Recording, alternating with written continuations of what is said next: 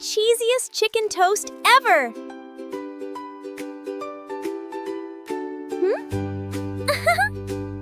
Get ready! First, let's cook the chicken filling. Add a little ginger garlic paste. Now for the yogurt and spices. Let it bubble and cook until it's perfect. Then toss in the chopped onions. And the secret to making it creamy, a spoonful of tomato paste and mayo. Now we add a bunch of cheese. Mix it in until it's super gooey. Time to prep the bread.